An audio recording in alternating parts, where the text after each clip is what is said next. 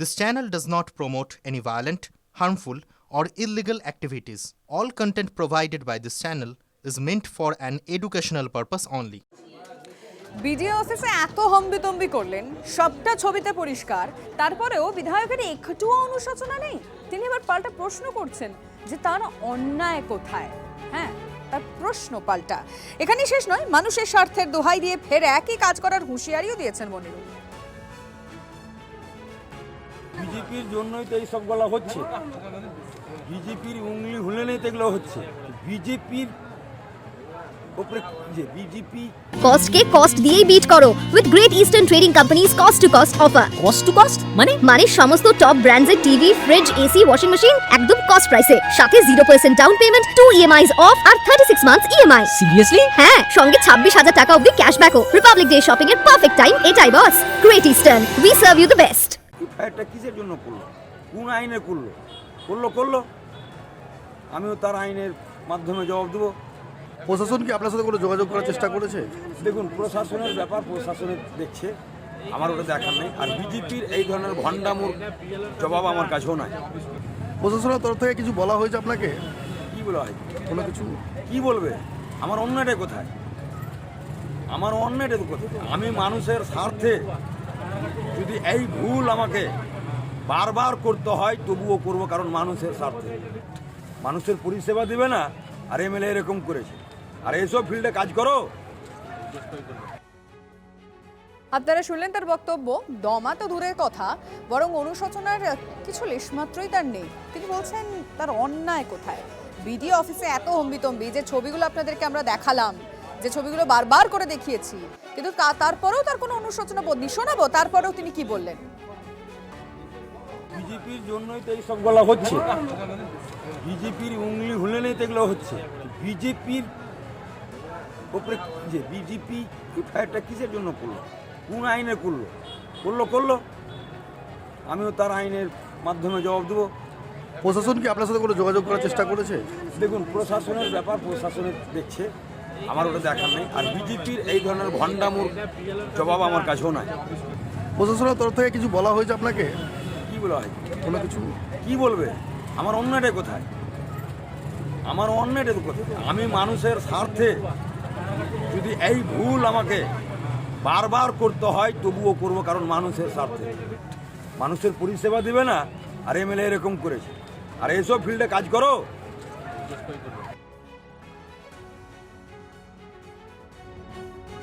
কমিশনের ডেডলাইনের পর দিন কাটতে চললো, এখনো মনিরুল ইসলামের বিরুদ্ধে কিন্তু কোনো রকম এফআইআর হয়নি, যে কথা বারবার করে TV9 বাংলা বলছে।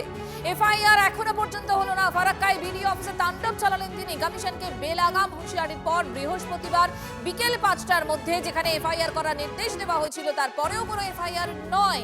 ফারাক্কা তৃণমূল বিধায়কের বিরুদ্ধে এফআইআর এর নির্দেশ দিয়েছিল কমিশন, তারপর তো দুদিন কেটে গেল, এখনো পর্যন্ত এফআইআর তো দূরের কথা, জেনারেল ডায়েরি পর্যন্ত হয়নি। উল্টে মনিরুলের হুঙ্কার, এসআইআর আতঙ্কে মৃত্যুর অভিযোগে গণ এফআইআর করতে হবে কমিশনের বিরুদ্ধে। এখন প্রশ্ন হলো, পুলিশ প্রশাসন তৃণমূল বিধায়কের নামে এফআইআর এর সাহস দেখাতে পারবে নাকি শাসক দলের বিধায়ক বলে হাত গুটিয়েই বসে থাকবে প্রশাসন। তৃণমূল বিধায়ক মনিরুল ইসলামকে গ্রেফতারের দাবি করেছে বিজেপি।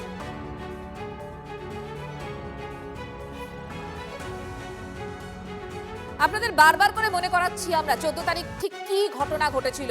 বিডিও অফিসে হম্বিতম্বি করেও কোনো রকম অনুশোচনা কিন্তু মনিরুলের আমরা দেখতে পাইনি। তার অন্যায় কোথায় পাল্টা প্রশ্ন ছুড়েছেন তৃণমূলের বিতর্কিত বিধায়ক। মানুষের স্বার্থের দোহাই দিয়েই ফের এমনই কাজ করার হুঁশিয়ারিও দিয়েছেন মনিরুল। জগন্নাথ চট্টোপাধ্যায় এই মুহূর্তে আমাদের সঙ্গে রয়েছেন। জগন্নাথবাবু, দেখুন, মনিরুল ইসলামের ক্ষেত্রে কমিশন পরিষ্কার বলেছিল বৃহস্পতিবার বিকেল 5টার মধ্যে এফআইআর করতে হবে। এফআইআর তো দূরের কথা, দুদিন পর জেনারেল ডায়েরি পর্যন্ত হয়নি। এবং শুধু তাই নয়, এই মনিরুল ইসলামের যে ধরনের আচরণ আমরা দেখছি, একের পর এক কমিশনকে হুঁশিয়ারি দিচ্ছেন এবং যা নয় তাই বলে যাচ্ছেন, কিন্তু এতটা হম্বিতম্বি করছেন কিভাবে? কেউ কিচ্ছু বলছে না। দেখুন, মনিরুল ইসলাম তৃণমূল কংগ্রেস আশ্রিত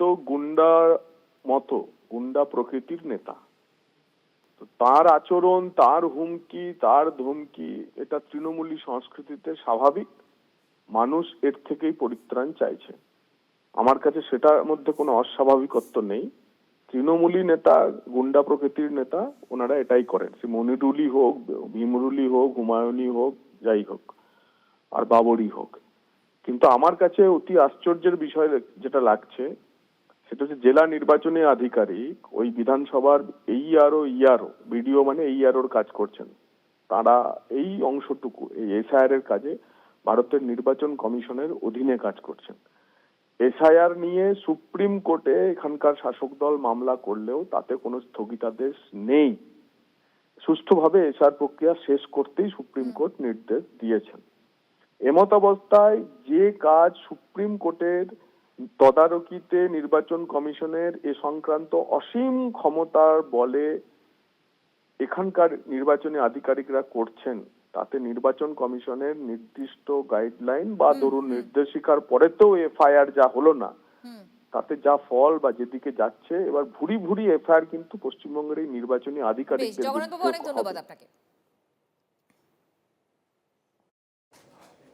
আমরা কি দেখলাম, ফরাক্কার বিধায়ক মনিরুল ইসলামের বিরুদ্ধে থানায় এফআইআর করতে শাসক দল অপারগ। এবার সেই কারণেই বিজেপি এগিয়ে এলো, তারা থানায় পৌঁছে গেলেন। থানায় পৌঁছে গিয়ে মনিরুল ইসলামের বিরুদ্ধে এফআইআর দায়ের করবে।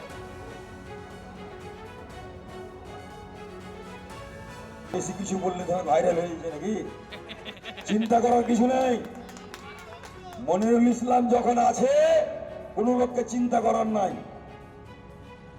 অনেক রকম বলছে, অভিযোগ করতে হবে।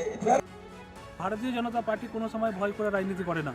আমরা আজকে স্বতঃস্ফূর্তভাবে এসে এমএলএ সাহেব ফারাক্কার বিধায়কের উপরে এফআইআর কপি লঞ্চ করলাম।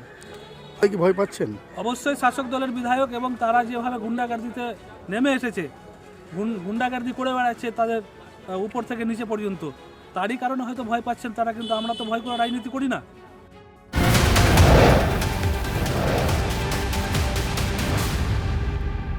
দেখুন, মনিরুল ইসলাম হোক কি বিতর্কিত ইআরও, এই ইআরও প্রতিটি ক্ষেত্রেই কড়া নির্দেশিকা জারি করে খালাস কমিশন। এফআইআর জারির নির্দেশ দেওয়া হলেও কাজের বেলায় তো লবণঙ্কা। কেন কমিশনের নির্দেশ অগ্রাহ্য? কাদের বরা ভয়ে নিশ্চিন্তে জেলা শাসকরা? হাতে অসীম ক্ষমতা থাকা সত্ত্বেও নিধিরাম সর্দারের ভূমিকা কেন নিচ্ছে নির্বাচন কমিশন? প্রশ্ন তো উঠছেই। এই মুহূর্তে আমাদের অ্যাসিস্ট্যান্ট এডিটর তন্ময় প্রামাণিক আমাদের সঙ্গে রয়েছেন। তন্ময়, যে প্রশ্নটা আমরা গতকালও সামনে এনেছিলাম, আজও সেই প্রশ্নটা কিন্তু থাকছেই, প্রাসঙ্গিক থাকছেই। তার কারণ নির্বাচন কমিশনের ভূমিকা। কেন নিধিরাম সর্দারের ভূমিকা নিয়েছে নির্বাচন কমিশন?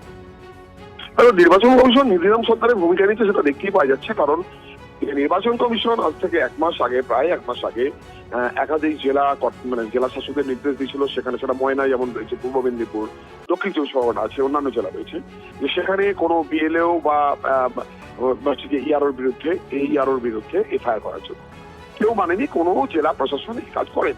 এক, দুই, তার প্রস্তুতি তুমি দেখতে পাচ্ছ যে মনিরুল ইসলাম, যিনি বিডিও অফিসের ভেতর ঢুকে শাসক দলের একজন বিধায়ক সরকারি একটা অফিসে ঢুকে ভাঙচুর চালিয়ে মারধর করে সেখান থেকে বেরিয়ে এলেন। ছবিতে দেখা যাচ্ছে তিনি উপস্থিত ছিলেন। ঘটনাচক্রে ভিডিও চিনতে পারলেন না, ভিডিও আননোনের নামে কমপ্লেন করলেন। তারপরে কিছু হলো না, ছজনকে ধরা হলো, 7 দিনের মধ্যে তাকে ছেড়েও দেওয়া হলো, জামিন পেয়ে গেল। অথচ অন্য ক্ষেত্রে পুলিশ অনেক বেশি স্ট্রং অ্যাকশন নেয়, এক্ষেত্রে দেখা গেল না। তাহলে কি কোথাও বড় ভয় রয়েছে, কারোর মাথার উপর হাত রয়েছে? একটা জিনিস দেখো, কয়েকদিন ধরে তুমি দেখতে পাবে যে রাজ্যের মুখ্যমন্ত্রী তিনি বলছেন যে কোনো অসুবিধা নেই, সরকার পাশে আছে, আপনারা নিশ্চিন্তে কাজ করুন জেলা শাসকদের। তাহলে কোথাও কি সেই সাপোর্ট রয়েছে নাকি? কমিশন সে ছোট জগন্নাথ কোন রকম স্টেপস নিতে পারছে না, সাথে সব ক্ষমতা থাকা সত্ত্বেও। এই প্রশ্নগুলি উঠে আসছে এবং দেখা যাচ্ছে এসআর কেন্দ্রগুলোতে কোথাও মাছের বাজার তৈরি হয়েছে, কোথাও মারধর হচ্ছে, কোথাও ভাঙচুর করে আসতে দেওয়া হচ্ছে, কোথাও ছিঁড়ে সব ফেলে দেওয়া হচ্ছে, কোথাও ইআরও সবাই আক্রান্ত হচ্ছে। এরপর সজল ঘোষের বক্তব্যে নজর রাখি। তিনি কি বলছেন যে রাজ্য সরকারের পৃষ্ঠপোষকতায় সরকারি অফিসে হামলা হচ্ছে, আধিকারিকদের ওপর হামলা হচ্ছে, এভাবে এসআইআর এর কাজ সম্ভব নয়, কড়া পদক্ষেপের দাবি করছেন সজল ঘোষ। এভাবে এসআইআর সম্ভব নয়। সরকারি পৃষ্ঠপোষকতায় গুন্ডামি, সরকারের মদতে ভাঙচুর, সরকারি মদতে সরকারি কর্মচারীদের উপর হামলা, এভাবে সম্ভব নয় এসআইআর। এটা নিয়ে কোনো প্রশ্ন নেই। উত্তর কলকাতায় সবচেয়ে বেশি নাম বাদ গেছে। উত্তর কলকাতায় তো কোনো সমস্যা নেই। উত্তর কলকাতা তো বিরাট অংশ মুসলিমরাই এখানে উত্তর কলকাতায় ডিসাইডিং ফ্যাক্টর, তারাই জেতায়, তো সেখানে তো সমস্যা নেই। কারণ এখানে সহজে করতে পারবে না। যেটা মুর্শিদাবাদে সম্ভব, মালদায় সম্ভব, সেটা কলকাতা শহরে ওদের পক্ষে সম্ভব নয়। আর এবার তো নির্বাচন কমিশনের ভূমিকা নিয়ে প্রশ্ন তুলে দিলেন খোদ রাজ্য বিজেপির সভাপতি শ্রমিক ভট্টাচার্য। বলছেন দিল্লিতে বসে থাকলে হবে না, বাংলায় আসুন, বাংলার মানুষের কথা শুনুন। গণেশ কুমার দিল্লিতে বসে থাকলে হবে না, তিনি কলকাতায় আসুন, মুর্শিদাবাদে যান, দক্ষিণ 24 পরগনায় যান, বীরভূমে যান, কলকাতার রাজপথে হাঁটুন। মানুষ কি বলছে, মানুষের কি দাবি, মানুষের কি কণ্ঠস্বর, সেটা শুনতে হবে। আর রাজ্যপালকে শুধু রাজভবনে বসে থাকলে চলবে না।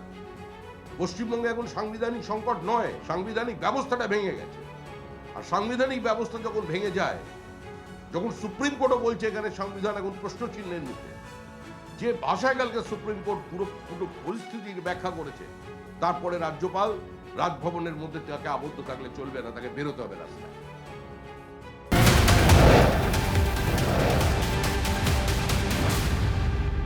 এসআইআর শুনানি চলছে, আর সেখানে নথি দিলেও স্ট্যাম্প ছাড়াই দেওয়া হচ্ছে রিসিপ্ট কপি।